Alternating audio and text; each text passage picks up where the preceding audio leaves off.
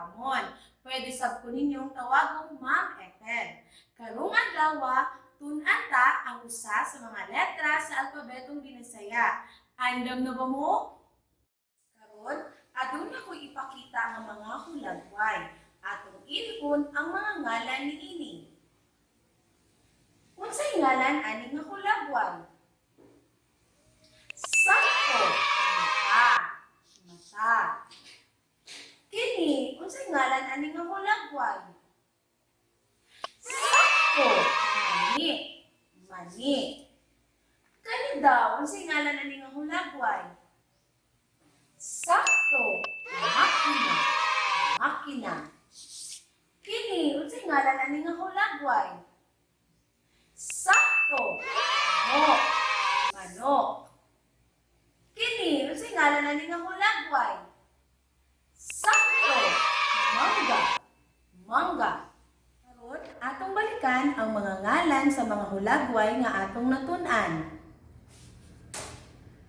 Mata, mani, makina, manok, mangga. Sige, sabay ta.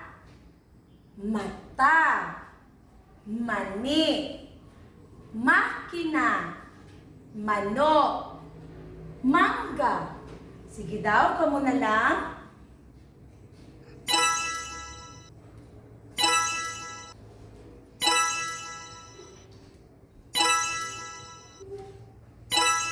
Very good.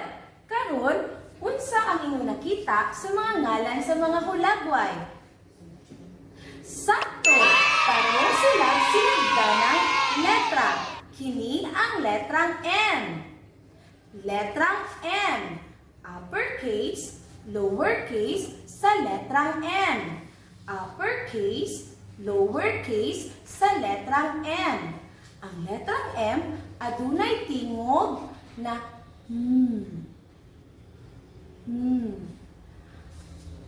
mata, mani, makina, manok, mangga. Usbon na po ang tingog sa letrang M.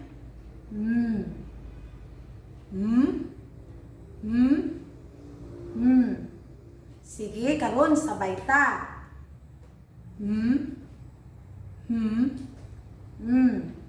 Sige daw, kamo na lang. Sakto. Sige, akong kantahon.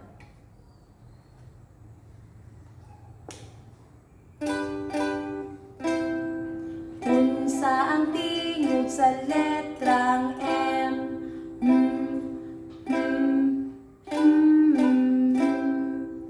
Sige, sabay ta. Unsa ang tingog sa letrang M?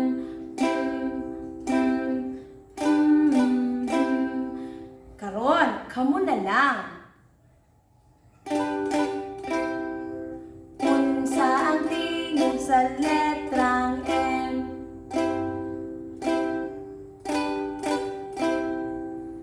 Karon, nahibaluan na nato ang ngalan sa letrang M ug ang tingog nga Atong tanawon ang pamaagi sa pagsulat ni ini. Andam na ba mo? Ang danggo nga letrang M adunay upat ka lakang sa pagsulat ni ini. Atong timan-an nga sa pagsulat adunay tulo ka linya. Asul, pula, asul. Ang dako nga letrang M nagsugod sa kolor nga asul. Tan-awa ang udyo nga atong pagasubayon. Usa, duha, tulo, upat. Usabon nako. Usa, duha, tulo, upat. Sige daw, sabay ta.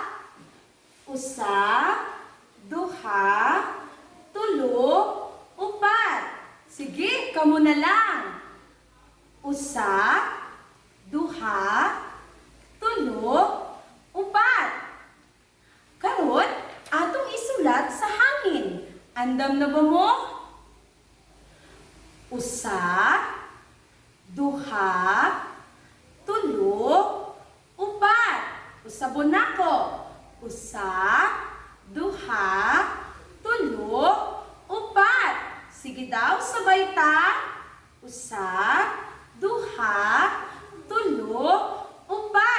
Sige, kamo na lang.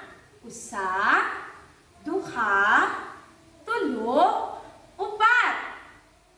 Samtang ang gamay nga letrang M adunay tulo ka lakang sa pagsulat niini. Atong timan-an nga sa pagsulat sa gamay nga letra, magsugod kini sa kolor nga pula.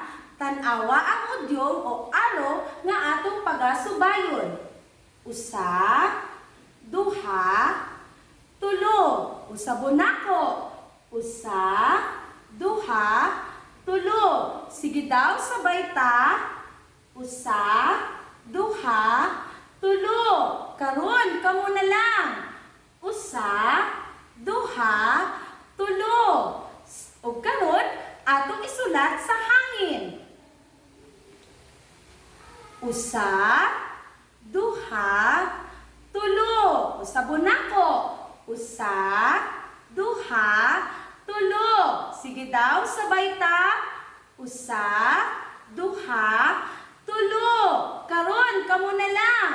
Usa, duha, tulo. Ug karon atong isulat sa papel ang uppercase o lowercase sa letrang M. Iandam ang inyong pansulat o papel. Sige, magsugod ta. Usa, duha, tulo, upat. Usabon nako. Usa, duha, tulo, upat. Sunod, isulat nato ang lowercase sa letrang M. Usa, duha, tulo. Usabon nako. Usa, duha, tulo. Mahimo kamo magbansay-bansay aron kamo mahanas. Ug karon kay nakabalo naman mo sa ngalan ug tingog sa letrang M ug sa pagsulat niini, aduna ako'y pabuhat kaninyo. Andam na ba mo? Tan-awa ang inyong palibot. Lingi sa tuo, lingi sa inyong wala, sa inyong likod, sa inyong atubangan. Diba adunay mga butang nga inyong nakita?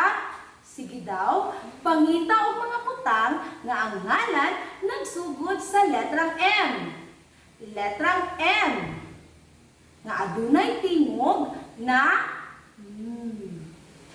tagaan ta mo og 5 ka segundo aron buhaton kini.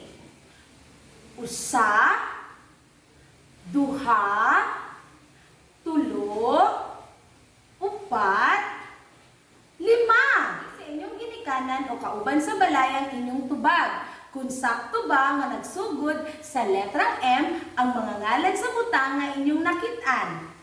Yay! Nahumana nato pagtuon ang letrang M nga adunay tingog nga Hangtod sa sunod nga higayon. Salamat!